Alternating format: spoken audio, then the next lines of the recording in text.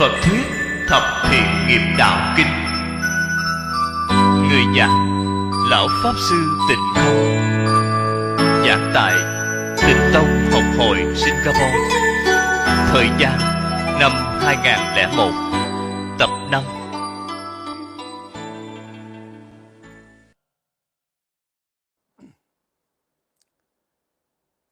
Phật thuyết thập thiện nghiệp đạo kinh. Đề kinh này phía trước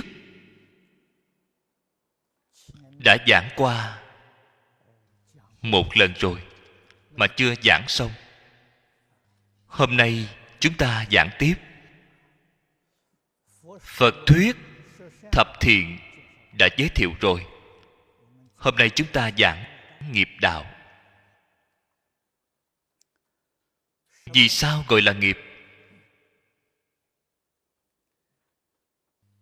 Tất cả hoạt động này của chúng ta, từ khởi tâm động niệm, lời nói, việc làm, ngay lúc đang tiến hành, gọi là việc.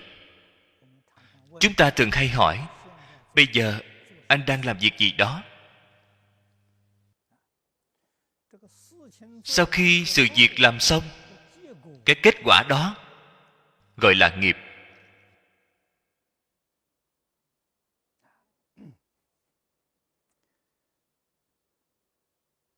Phật đem tất cả mọi tạo tác của chúng ta chia thành 3 loại lớn.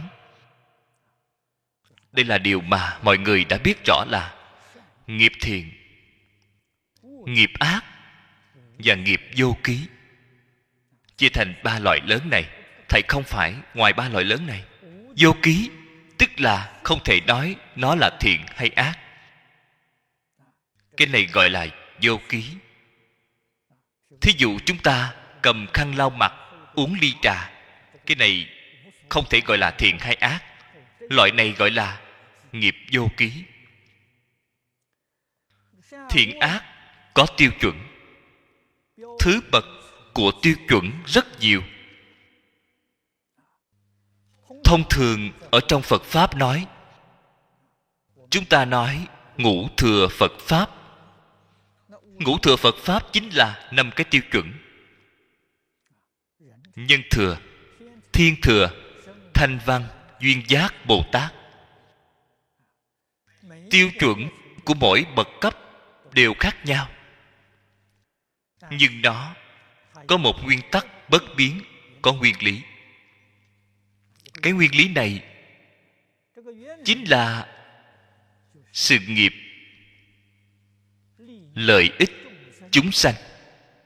Đây là nghiệp thiện.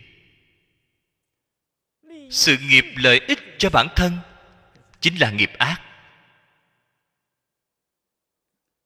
Cách nói này rất nhiều người mới học không thể tiếp nhận. Có người nào không vì chính mình chứ? Tôi vì bản thân vậy có gì không tốt? Nhưng mà ở trong Phật Pháp thật sự là không tốt. Tại sao vậy? Vì mục đích của Phật Pháp và mục đích của thế gian không giống nhau. Mục đích của Phật Pháp là phải làm Phật. Làm Phật nhất định phải thoát khỏi tam giới, thoát khỏi thập pháp giới, bạn mới có thể làm Phật được.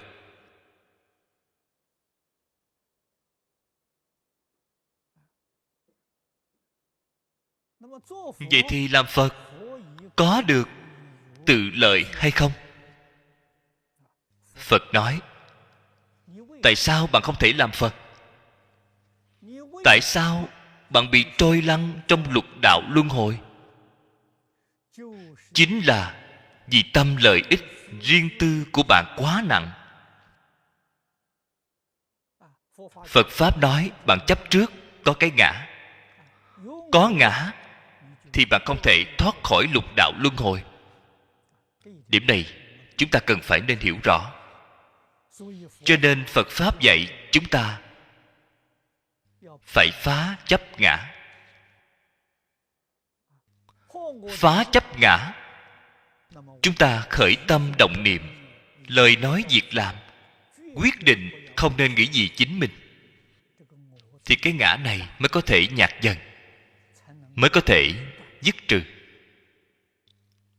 Sự việc gì khởi tâm động niệm vẫn nghĩ có ngã, cái ý nghĩ ngã này của bạn ngày ngày đang tăng trưởng. Hay nói cách khác, bất kể tu học pháp môn nào, tu tốt cỡ nào, cũng không thể thoát khỏi 6 cõi luân hồi. Tu tốt mấy cũng chẳng qua là hưởng phước cõi trời mà thôi, không ra khỏi luân hồi. Chúng ta hiểu rõ cái đạo lý này, mới hiểu được tại sao Phật không cho phép chúng ta lo nghĩ vì lợi ích chính mình. Chúng ta hiểu rõ rồi. Cái đạo lý này người thế gian không hiểu. Hay nói cách khác, bạn không muốn thoát khỏi lục đạo luân hồi, điều đó thì khỏi phải bàn. Vậy cũng được. Nếu như bạn muốn thoát khỏi lục đạo luân hồi, thì ngã không đoạn không được. Trong Kinh Kim Cang nói quá hay. Nhược Bồ Tát hữu ngã tướng, nhân tướng, chúng sanh tướng, thọ giả tướng, tức phi Bồ Tát. Bồ Tát thoát khỏi tam giới. Thoát khỏi tam giới là Bồ Tát nhỏ. Nếu vô ngã tướng mới có thể thoát khỏi tam giới.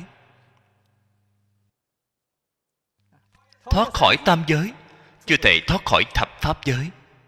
Chúng ta gọi là pháp giới tứ thánh: Thanh Văn, Duyên Giác, Bồ Tát. Ở trong pháp giới tứ thánh còn có pháp giới Phật. Họ là nguyên nhân gì vậy?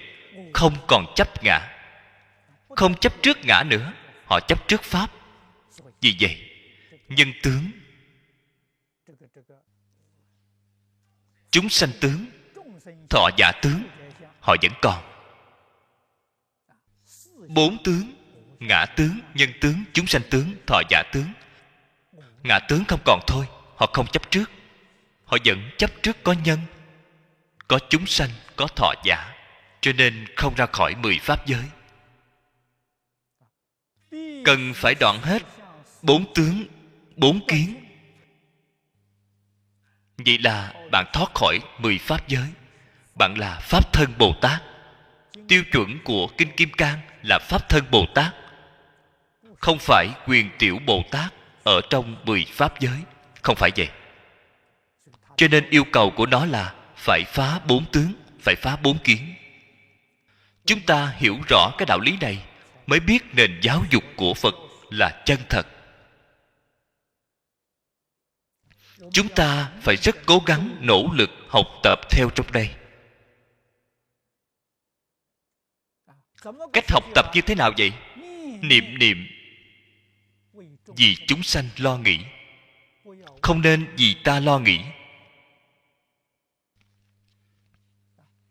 Vì người khác phục vụ, không yêu cầu người khác vì ta phục vụ. Phải hiểu rõ cái đạo lý này. Những lời này ở trong Kinh Cô Rang Hồi giáo đều nói. Kinh nói: thí giả tỳ thọ giả cánh hữu phước. Là trong Kinh Cô Rang nói. Lời nói này nếu dùng cách nói hiện đại mà nói, là chúng ta thay người khác phục vụ sẽ có phước hơn chúng ta tiếp nhận người khác phục vụ cho ta. Hay nói cách khác, người thế nào là người có phước vậy? Người vì chúng sanh phục vụ, người này có phước rồi. Cái này ở trong Tân Cựu Ước cũng có. Phật tiến thêm một bậc, vì chúng sanh phục vụ. Ở trong đây vẫn chưa quên hết ngã. Nhà Phật là vì tất cả chúng sanh phục vụ, quên hết ngã rồi. Thế là cái phước báo này sẽ càng lớn thêm. Cái phước báo này vượt khỏi 6 cõi luân hồi, vượt khỏi 10 pháp giới.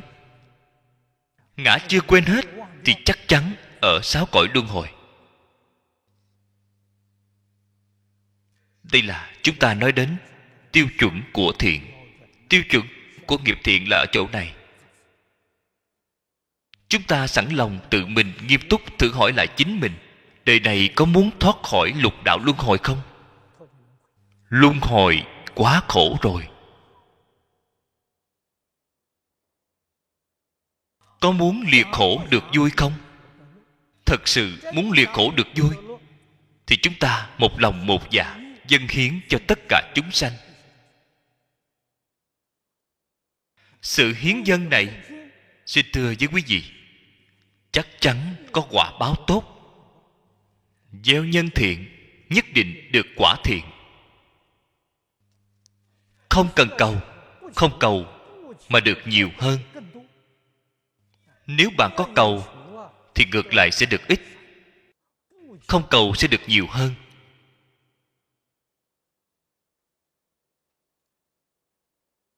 Cái đạo lý này rất sâu.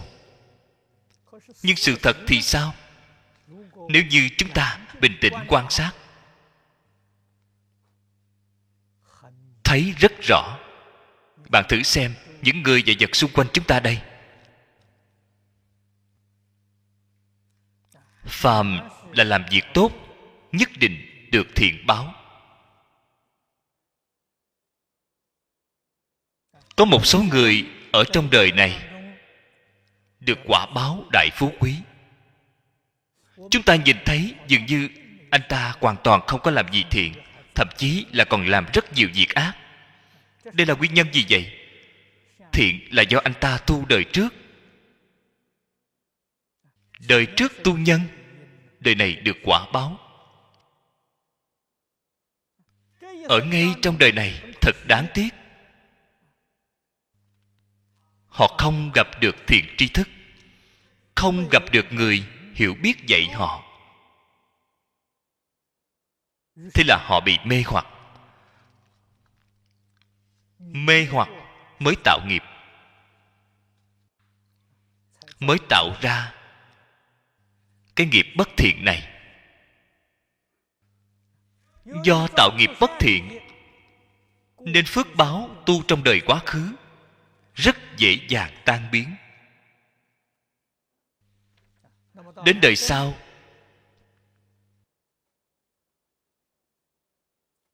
phước báo không còn nữa. Ác nghiệp mà họ đã tạo, ác báo liền hiện tiền. Cho nên tất cả pháp thế xuất thế gian, nếu bạn nhìn thấu rồi, chẳng qua là một dòng tuần hoàn, chuyển biến tiếp nối của nhân duyên quả báo. Một câu nói này đã nói hết tất cả mọi hiện tượng thế xuất thế gian rồi. Chư Phật Bồ Tát hiểu rõ chân tướng.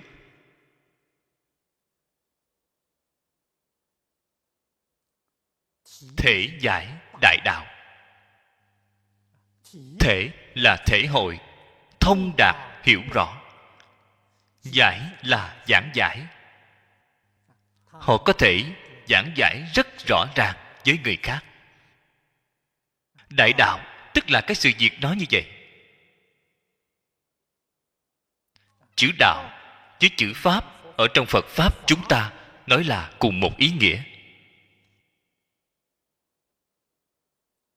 Đạo cũng là bao gồm chân tướng, vũ trụ, nhân sanh. Tất cả tánh tướng, lý sự, nhân quả. Đây là đạo, nhà Phật gọi là pháp.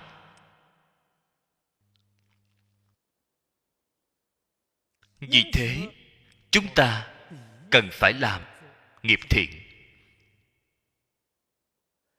Bộ kinh này tuy Phật dạy cho người mới học, nhưng nó thông suốt đến quả vị Như Lai.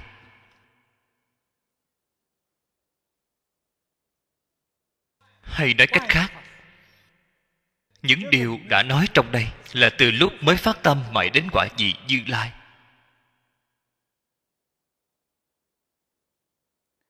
lúc nào cũng phải phụng hành. Không có ngày nào, không có phút nào xa lìa nó. Đây là pháp cơ bản của Phật Pháp, cũng là pháp viên mãn của Phật Pháp. Chúng ta không thể không coi trọng. Kinh không dài, bạn thấy quyển mỏng mỏng như vậy, một quyển sổ tay nhỏ như vậy. Hôm nay chúng ta bắt đầu học, Như Lai đã hoàn toàn làm được rồi, làm được rất viên mãn, ngay liền được gọi là Phật Đà. Tuy nói 10 điều này phần trước giảng rồi, không giảng lại nữa. Ở trong mỗi một điều, lý rất sâu, sự rất rộng, sâu rộng không có bờ mé.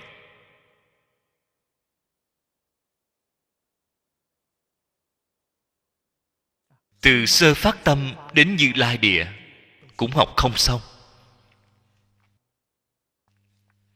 Vì vậy không nên xem nó quá nhẹ. Xem nhẹ rồi thì chúng ta sẽ lơ là ngay, cho rằng những thứ này đều là câu thường dùng cửa miệng. Chúng ta thường hay dễ phạm sai lầm.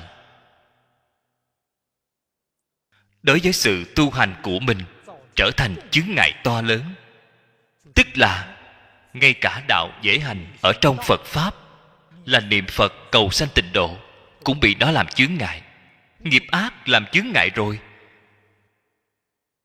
niệm Phật không thể giảng sanh. Cái đạo lý này phải hiểu. Phật trong ba bộ kinh đều nói rất rõ ràng. Thế giới Tây Phương Cực Lạc là chư thượng thiện nhân, câu hội nhất xứ. Tiêu chuẩn của thiện chính là trong bộ kinh này đã nói. Chúng ta niệm Phật tốt cỡ nào, niệm nhiều cỡ nào, chúng ta không phải là người thiện. Vì vậy không thể về thế giới cực lạc được. Phật A Di Đà từ bi cỡ nào muốn tiếp dẫn bạn, mà đại chúng bên đó không hoan nghênh bạn.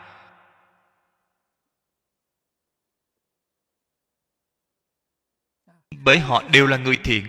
Người bất thiện như bạn, người ta làm sao có thể dung nạp. Cho nên nhất định phải hiểu được cái đạo lý này. Niệm Phật dứt khoát phải tu thiện. Quả thật mà nói, bất kể tu học pháp môn nào trong Phật Pháp đều phải cần tu thiện.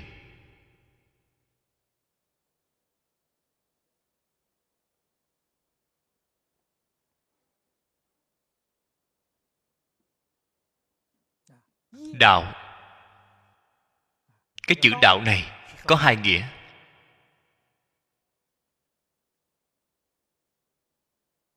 Một cái là nói từ trên lý, đây là đạo, đại đạo của vũ trụ nhân sinh. Cái nữa là nói từ trên sự. Nói trên sự chính là 10 pháp giới, chính là nhất chân pháp giới. Xem tiêu chuẩn thập thiện mà bạn đã tu. Tu thập thiện cũng phân cao thấp, cũng phân đẳng cấp.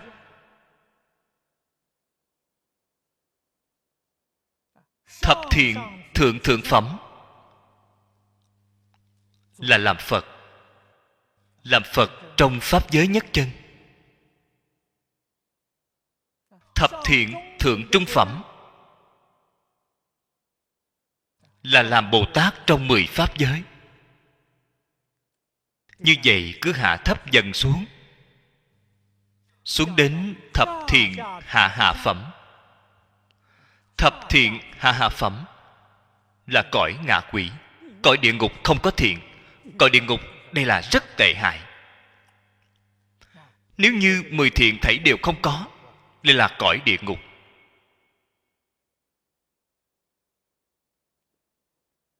Điều này chúng ta cần phải rõ ràng. Bạn có thể đem bộ kinh điển này tìm hiểu thấu rồi, mình khởi tâm động niệm, rơi vào cõi nào, mình biết rất rõ, rất sáng tỏ, không cần đi hỏi người khác. Không những là đời sau đến cõi nào, tự mình biết rõ ràng, biết minh bạch. Hiện nay cái xác thân này của chúng ta ở cõi nào cũng biết rõ, nhưng hiện nay ở cõi nào rất nhiều người không biết. Chẳng phải chúng ta đều ở cõi người sao? Không hẳn thế. Đại sư Thiên Thai nói bách giới thiên như. Ở trong cõi người có cõi Phật trong người, Bồ Tát trong người, thanh văn duyên giác trong người, cõi trời trong người, súc sanh trong người, ngã quỷ trong người, địa ngục trong người.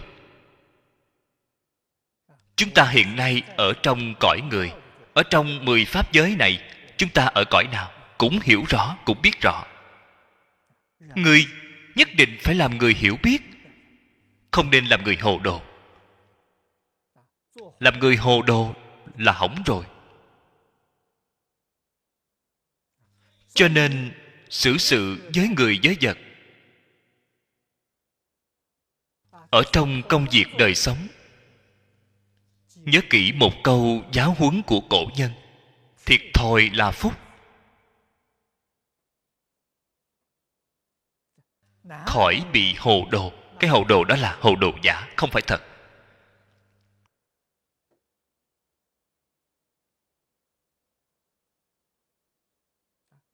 Dứt khoát không nên giữ ý nghĩ chiếm phần hơn. Chiếm phần hơn, vậy là bạn đã bị thiệt thòi lớn rồi.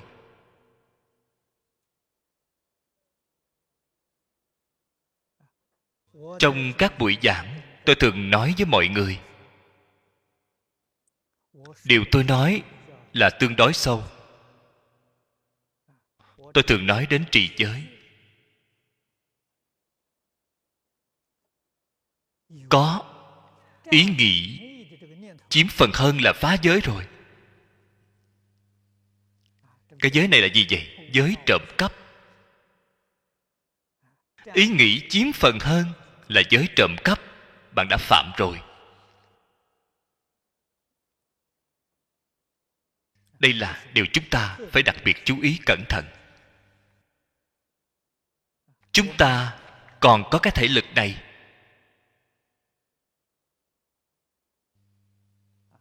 còn có cái trí tuệ này, còn có cái năng lực này, hãy vì tất cả chúng sanh phục vụ, vì xã hội phục vụ, vì thế giới phục vụ. Lĩnh vực phục vụ của bạn càng rộng thì phước càng lớn. Chúng ta không phải phục vụ gì mong cầu phước báo, chúng ta chỉ mong cầu Phật quả. Chúng ta chỉ mong cầu vô thượng Bồ Đề, quyết không phải cầu phước.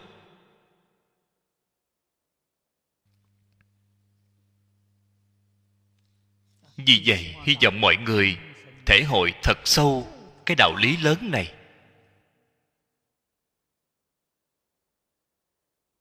Sau cùng, cái chữ kinh này, kinh đã thường nói rồi, có thể tỉnh lược.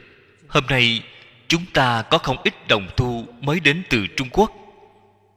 Tôi nói sơ lược qua cái chữ này một lần. Người Trung Quốc gọi sách là kinh. Đây là vô cùng tôn trọng, cực kỳ tôn trọng mới gọi nó là kinh. Cái chữ này ở trong Phật Pháp giải thích rất nhiều. Kinh Hoa Nghiêm có 10 cách giải thích, quá nhiều. Thông thường Pháp Sư giảng kinh thời xưa thường thường dùng 4 chữ để giải thích đó: quán, nhiếp, thường, pháp. Quán là nói ngôn ngữ, văn tự của nó. có thứ lớp, có mạch lạc, không hề loạn tí nào cả. Từ đầu đến cuối đều có thể xuyên suốt. Đặc biệt có thể xem thấy ở trong khoa phán. Thật sự văn chương của nó đã đến mức không thể thêm một chữ, cũng không thể thiếu một chữ. Thiếu một chữ nó hỏng ngay, thêm một chữ là rườm rà, là dài dòng. Là văn hay, ngôn ngữ hay. Điểm này văn nhân thế gian, người uyên bác cũng có thể làm được. Giống như những tác phẩm từ xưa đến nay được lưu truyền lại của Trung Quốc chúng ta, cái chữ này hầu như đều có thể làm được. Chữ thứ hai là ý nghĩa của nhiếp. Cái ý nghĩa này sâu, nó có thể nhiếp thọ nhân tâm, khiến bạn sau khi tiếp xúc rồi thì không thể bỏ được. Giống như nam châm hít sắt vậy, nó có năng lực này. Chúng ta thấy thông thường báo chí, xem qua một lần thì quyết định không muốn xem lần thứ hai. Nó không có cái năng lực này. Nhưng kinh Phật xem cả đời cũng không chán, càng xem càng thích. Đây là năng lực của nhiếp. Thường là đạo lý và phương pháp đã nói ở trong đó, vĩnh viễn không thay đổi. Bất kể ở thời đại nào, bất kể ở trong hoàn cảnh nào, nó cũng đều đúng cả. Nó đều có lợi ích đối với bạn. Đây là thường. Pháp là quy tắc. Bất luận là ở nơi nào, ở thời đại nào, bất kể chúng sanh nào tu hành, dựa theo quy tắc này chắc chắn có thể thành tựu. Cho nên đầy đủ 4 cái ý nghĩa này liền gọi đó là kinh. Toàn bộ đề bài Phật thuyết thập thiện nghiệp đạo kinh này, ở phần trước tôi đã nói với các vị rồi. Cái chỗ Phật thuyết này không giống các kinh điển khác. Nó giống như Phật thuyết mà trong kinh Tịnh Độ đã nói, là 10 phương 3 đời tất cả chư Phật Như Lai đều nói. Không phải một vị Phật nói, mà tất cả Phật đều nói. Nói 10 loại nghiệp đạo. Thiện pháp này giúp chúng ta, bất luận là tu học pháp môn nào, thậm chí là bất luận bạn tu học môn phái nào, ở trên cơ sở này dùng công phu, bạn chắc chắn thành tựu. Xin mời mở kinh. Xin mở trang thứ 3 của bản kinh.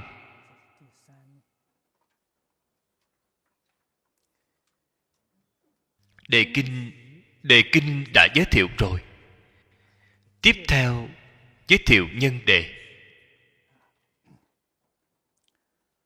Kinh Phật là do Phật Thích Ca Mâu Ni nói. Sau khi Phật diệt độ, đệ tử Phật đem nó kết tập, viết thành văn tự, trở thành kinh điển. Văn tự viết đương thời là văn tự của Ấn Độ xưa, là Phạn văn. Hiện nay người Ấn Độ cũng không dùng nữa. Lưu truyền đến Trung Quốc cần phải thông qua phiên dịch. Vì vậy, kinh Phật nhất định phải có tên của người phiên dịch. Người phiên dịch là người chủ trì phiên dịch kinh. Trên thực tế, người tham gia phiên dịch rất nhiều. Ở Trung Quốc, viện phiên dịch nổi tiếng nhất như viện phiên dịch của Đại sư Kumala Thập năm xưa, chúng ta biết là có hơn 400 người. Và viện phiên dịch của Đại sư Huyền Trang tăng lên đến hơn 600 người. Cho nên đây là viện dịch kinh có quy mô rất lớn. Người phiên dịch là trưởng viện của Viện Dịch Kinh đương thời, là người phụ trách. Chúng ta phải biết nhân viên dịch kinh rất nhiều, cho nên vô cùng thận trọng. Không phải một người tự mình dịch, là có rất nhiều người tham gia.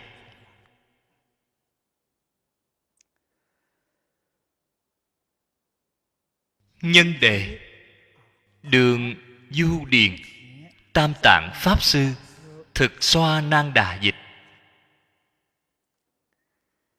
Đường ở chỗ này là đại biểu cho niên đại. Bộ kinh này là được dịch vào lúc nào? Là vào đời Đường. Du Điền là quê quán của Pháp Sư. Pháp Sư là người nơi nào vậy? Ở chỗ này nói rõ cho chúng ta thấy Ngài là người nước Du Điền. Du Điền là ở phía nam Tân Cương hiện nay. Hiện nay ở nơi này gọi là Hòa Điền. Lúc đương thời nó là một nước nhỏ ở Tây Vực, cũng là nơi buôn bán chủ yếu từ Trung Quốc đến châu Âu. Chính là trung tâm văn hóa, thương nghiệp. Pháp Sư là người nơi này. Tam Tạng Pháp Sư, dùng cách nói hiện nay mà nói, tức là học lực của Ngài thông đạt Tam Tạng. Thông đạt Tam Tạng mới có thể gọi là Tam Tạng Pháp Sư. Người chủ trì phiên dịch kinh điển này cần phải thông đạt Tam Tạng. Vì vậy Đại Đức dịch kinh đều là Tam Tạng Pháp Sư. Thực Xoa Nan Đà là tên của Ngài. Đây cũng là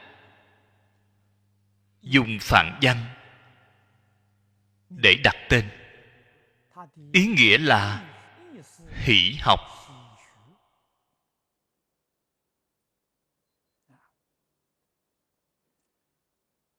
Danh nghĩa đều rất hay, là thích học tập. Điều này trong quá trình học Phật của chúng ta, bất luận tại gia hay xuất gia đều rất quan trọng. Người Trung Quốc gọi là hiếu học. Người hiếu học thì chắc chắn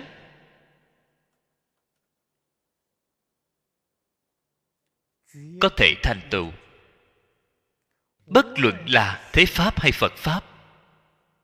Nếu như không hiếu học, lười biếng, thì học nghiệp, đạo nghiệp đương nhiên không thể thành tựu. Vì vậy chúng ta đọc hàm nghĩa, danh hiệu của vị Pháp Sư này, chúng ta cũng cần cố gắng học tập theo Ngài. Pháp Sư đến Trung Quốc vào thời đại Võ Tắc Thiên Triều Đường.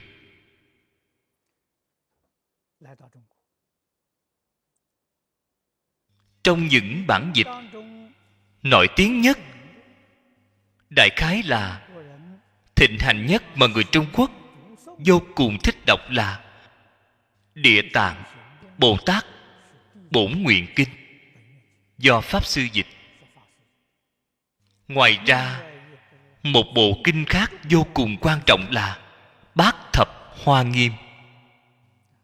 Bản mà chúng ta hiện nay chọn dùng để học Hoa Nghiêm chính là bản do Đại sư Thực Xoa Nan Đà phiên dịch. Bản 80 quyển. Từ đó cho thấy sự cống hiến của Pháp Sư đối với Phật giáo Trung Quốc là rất lớn.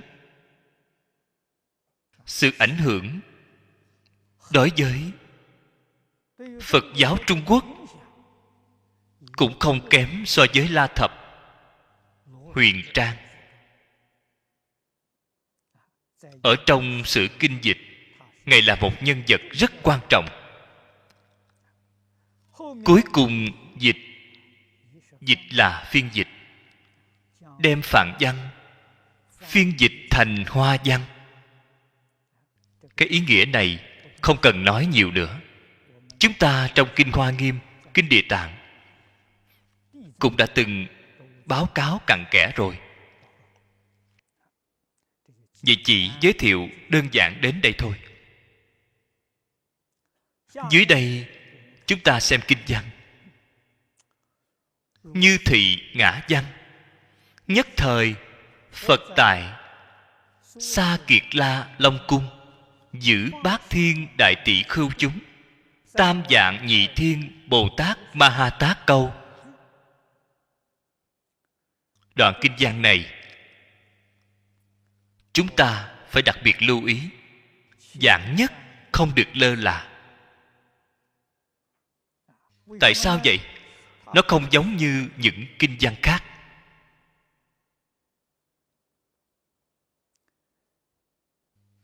Chúng ta đọc Kinh Di Đà. Kinh Di Đà là Phật giảng tại vườn Kỳ Thọ cấp cô độc, là giảng tại nhân gian. Bộ kinh này là giảng tại Long Cung. Hay nói cách khác, không phải giảng tại nhân gian. Thế là người hiện nay liền nảy sinh nghi ngờ. Bộ kinh này có phải do người đời sau ngụy tạo không? Làm gì có Long Cung? Hiện nay khoa học kỹ thuật phát triển, tàu ngầm đã đi xuống đến tận đáy biển, gần như không có chỗ nào mà chưa đi đến, hoàn toàn không hề phát hiện thấy Long Cung.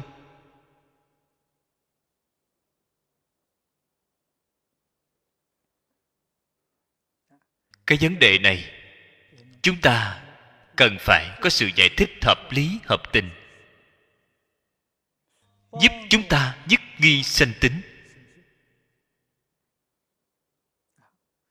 Chúng ta bắt đầu xem từ câu thứ nhất, như thị ngã văn.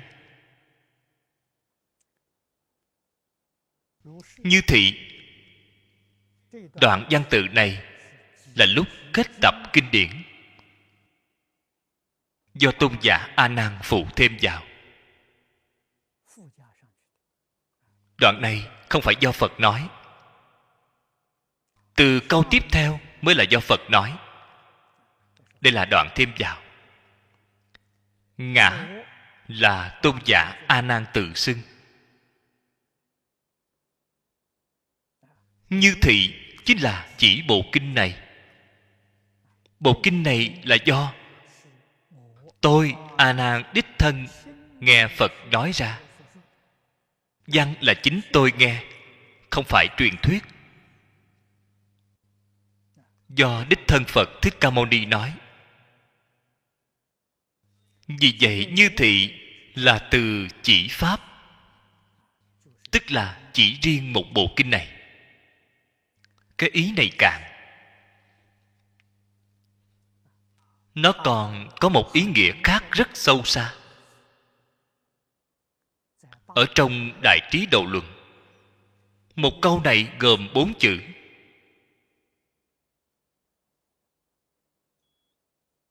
Ở trong văn luận, tôi nhớ dường như là đã chiếm hơn 4 quyển giải thích 4 chữ này. Nếu như dùng chú giải của Đại Trí Độ Luận để giảng thì có thể một câu này chúng ta giảng 1 tháng cũng không xong. Từ đó cho thấy kinh Phật từng câu từng chữ đều chứa vô lượng nghĩa. Lời nói này là chân thật, hoàn toàn không giả dối. Như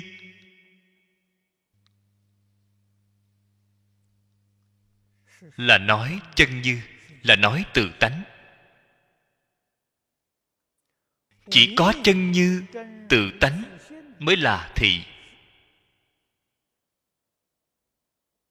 Hay nói cách khác, ngoài chân như tự tánh đều là phi, đều không thị. Cái này ở trong Phật Pháp gọi là chân và vọng.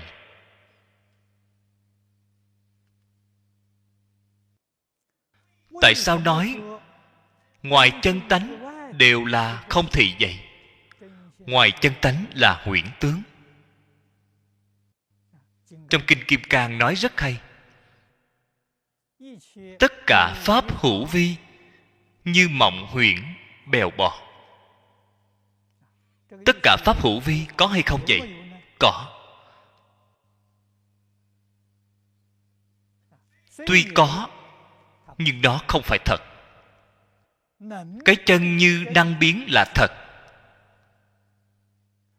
Hiện tượng sở biến là hư huyễn, là không chân thật. Không những là hư huyễn, không chân thật, hơn nữa nói cho chúng ta biết nó không tồn tại. Cho nên cuối Kinh Kim Cang nói như sương, như điện chớp. Nên quan sát như thế, bạn liền thấy được chân tướng của hiện tượng vũ trụ.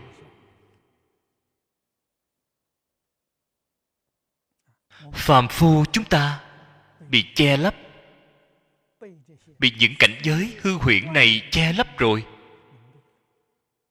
Là giống như hiện nay chúng ta xem điện ảnh vậy, bị hình ảnh, điện ảnh lừa rồi, cho rằng hình ảnh đó là chân thật. Thực ra nó là giả. Cái giả này mỗi người chúng ta đều có thể thể hội được.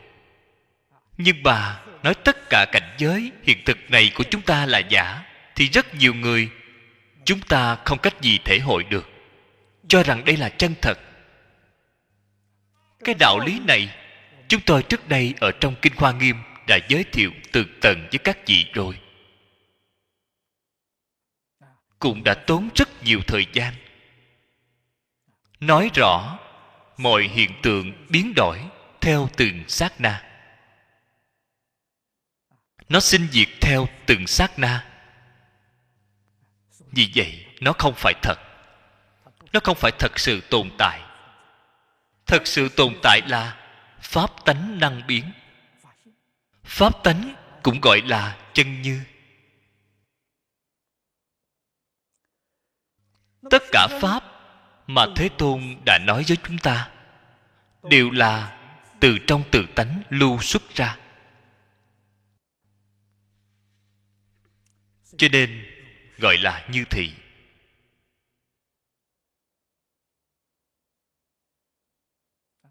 Tuyệt đối không phải sinh ra từ trong ý nghĩ của chúng ta. Hiện nay người thông thường gọi là ý nghĩ, tư tưởng, quan niệm của chúng ta. Ở trong Phật Pháp gọi là tâm, ý, thức. Tâm là A Lại Gia,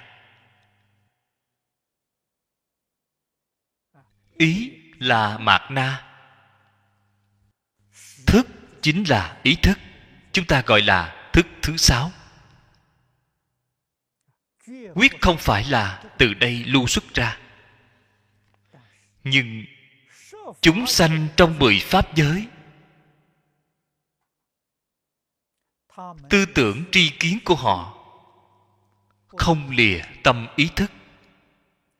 Lìa tâm ý thức liền thoát khỏi 10 pháp giới. Thoát khỏi 10 pháp giới, trong kinh Phật có một danh từ gọi là nhất chân pháp giới. Liền vào nhất chân pháp giới. Vào nhất chân pháp giới, đây chính là chư Phật Như Lai. Trong kinh Hoa Nghiêm gọi là pháp thân đại sĩ. Đây là đến cuối cùng giải thoát, đích thực được đại viên mãn. Trong Thiền Tông nói, mặt mũi xưa nay trước khi cha mẹ chưa sanh, chúng ta đã tìm được rồi. Trở về với tự tánh.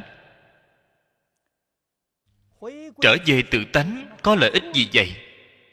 Lợi ích rất nhiều. Trở về tự tánh là tìm được chính mình. Chân tâm tự tánh của mình biến hiện ra hư không pháp giới. 10 pháp giới y chánh trang nghiêm. Dùng cách nói hiện nay mà nói là bạn có thể làm chủ. 10 pháp giới y chánh trang nghiêm đều là cảnh giới hưởng thụ, thọ dụng của mình.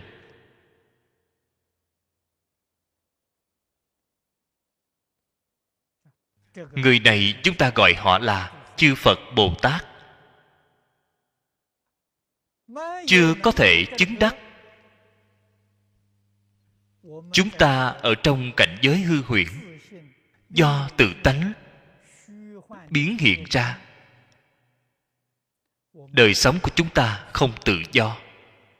Đời sống của chúng ta bị cảnh giới chuyển. Vậy là khổ không thể thốt nên lời. Bản thân ở trong cảnh giới không thể làm chủ. Ai làm chủ vậy? Nghiệp lực làm chủ.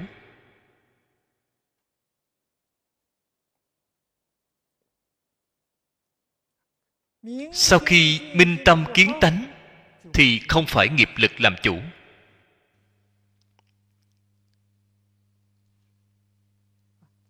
mà tự mình làm chủ. Chưa kiến tánh, quyết định không có ngã. Ở trong Phật Pháp gọi là thường lạc ngã tịnh. Đây gọi là 4 tịnh đức. Là có thật, quyết định không giả. Nhưng mà chưa kiến tánh, đó là hữu danh vô thực. Thế gian này của chúng ta có thường lạc ngã tịnh, 4 cái danh từ này. Trên thực tế hoàn toàn không có. Thường là vĩnh hằng, bất biến. Hoàn cảnh hiện thực của chúng ta, cái xác thân này có sự thay đổi của sinh lão bệnh tử.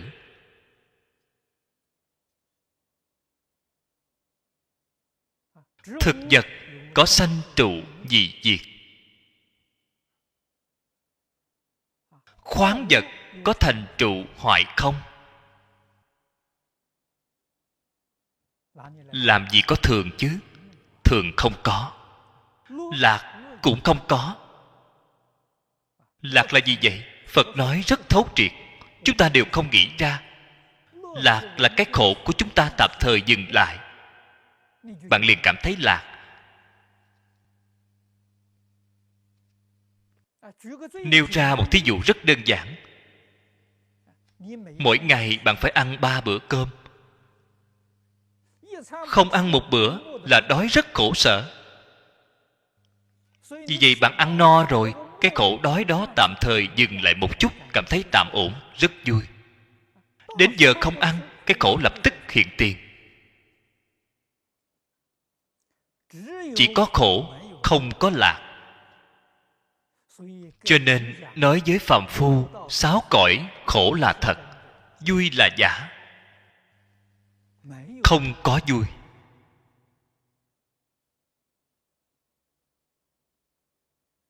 Ngã là gì vậy? Ngã là tự mình có thể làm chủ mới gọi là ngã. Bản thân chúng ta không thể làm chủ. Tự mình thật sự có thể làm chủ, chỉ năm nào cũng 18 tuổi thì tốt biết mấy.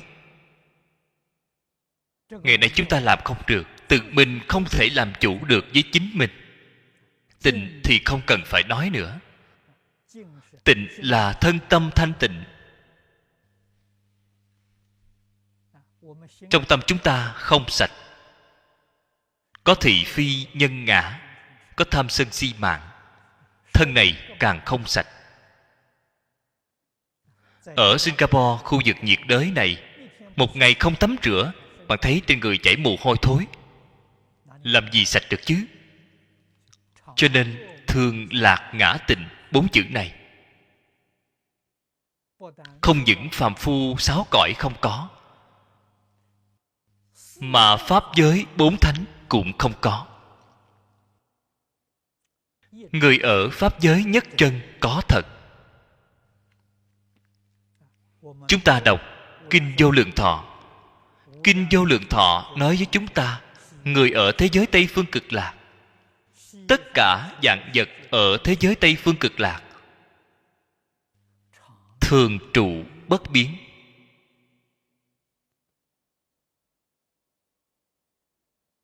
Thường lạc ngã tịnh, họ thảy đều đầy đủ, là thật, không phải giả.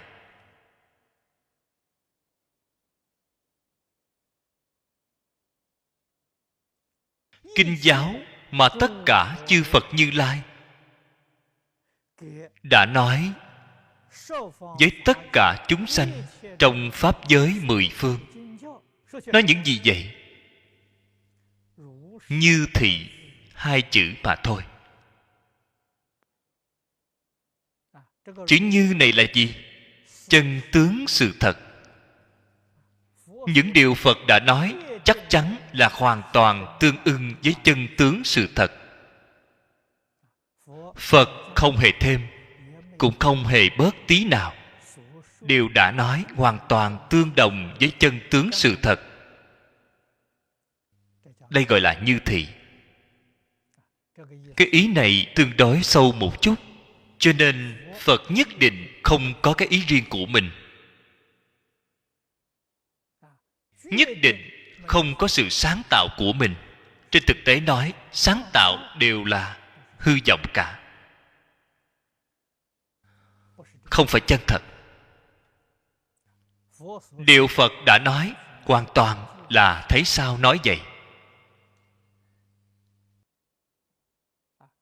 Đem đạo lý, sự tướng, nhân quả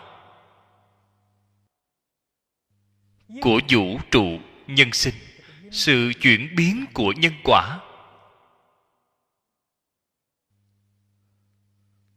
sự tương tục của nhân quả, nói ra cho chúng ta mà thôi.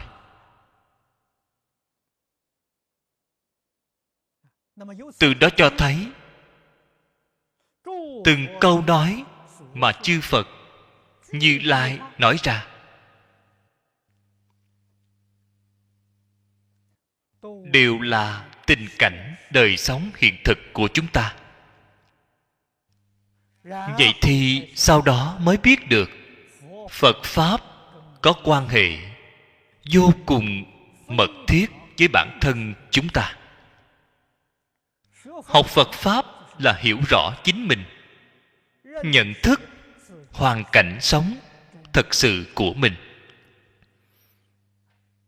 Chẳng qua là như vậy mà thôi.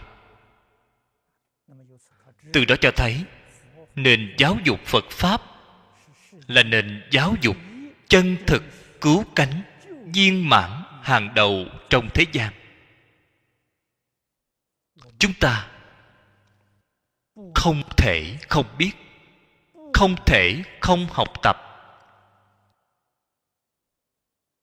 Thông qua cái học tập này, chúng ta mới đích thực nhận thức được chính mình, hiểu rõ chân tướng môi trường sống của mình, khế nhập vào cảnh giới này. Ở trong kinh Phật gọi họ là Bồ Tát. Nếu như đạt đến cứu cánh viên mãn, liền gọi là Phật Đà. Vì vậy Phật Đà, Bồ Tát là danh xưng trong giai đoạn tu học, giáo dục của Phật.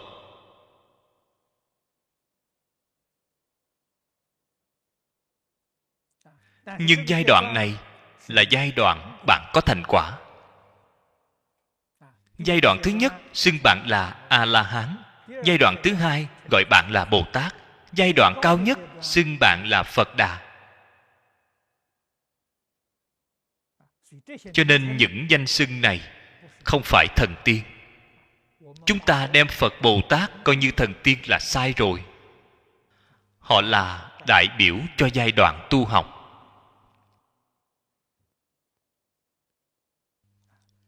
Bốn chữ này là tôn giả A Nan. Vì chúng ta nói ra. Những lời nói này không phải Ngài tự mình nói, mà đích thân nghe Phật nói ra. Phật cũng không phải lấy ý riêng của mình, mà là chân tướng sự thật vũ trụ nhân sanh. Vì vậy sau khi nói ra 4 câu này, khiến chúng ta xin khởi tâm cung kính, xin khởi tâm tôn kính, tâm tín ngưỡng. Cho nên nó gọi là tín thành tựu. Như thị là tín thành tựu, ngã văn là văn thành tựu. Tốt rồi, hôm nay thời gian đã hết, chúng ta chỉ giảng một câu này. A Di Đà Phật.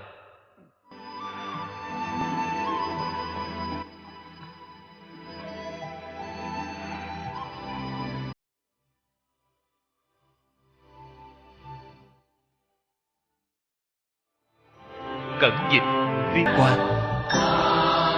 Phát tâm cúng dường do gia đình Phật tử thiện đức, thành kính cúng dường. Nguyện cả thảy chúng sanh đều tín niệm Di Đà, đồng cầu sanh về nước Cực Lạc. Nguyện đem công đức này trang nghiêm cõi nước Phật, trên đền 4 ơn nặng, dưới cứu khổ 3 đường. Nếu có ai thấy nghe, đều phát tâm Bồ Đề, hết một báo thân này, đồng sanh về nước Cực Lạc. Nam mô A Di Đà Phật.